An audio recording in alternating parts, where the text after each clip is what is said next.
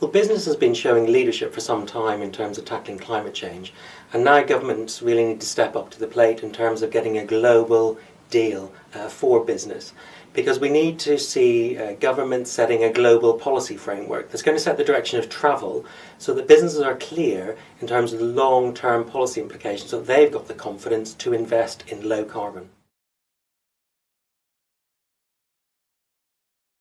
They're looking for two things. They want it to be fair and they want it to be credible. In terms of fairness, this is about setting a level playing field across the world.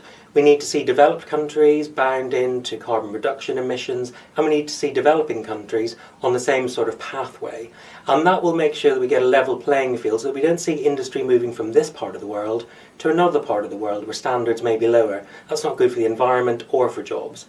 But we also need the deal to be credible, and we need to see carbon markets at the core of the deal, because this is important in terms of carbon trading, that we're extending the EU deal to other parts of the world so that we can get businesses investing in the most cost-effective way to reduce carbon emissions.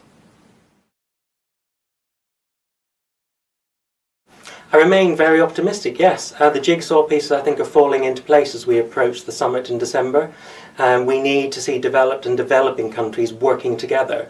And I think we're seeing signs of that. We've seen India and China make big moves recently. We're seeing the EU playing a political leadership role. The US administration also remains very committed to this. So I think that we're on the right sort of pathway to get a good deal.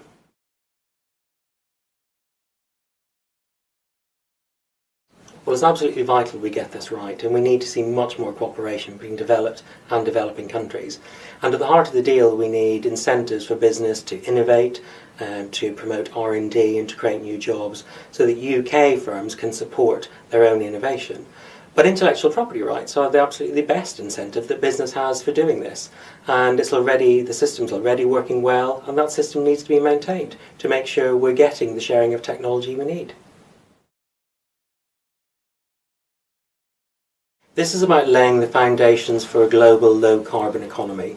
If we can get the right sort of policy framework that's going to get a high enough carbon price, that's going to pull through low-carbon innovation and stimulate investment in low-carbon, then that's what's going to create a market worth £4.5 trillion following Copenhagen. This is a massive opportunity and too big an opportunity to be missed.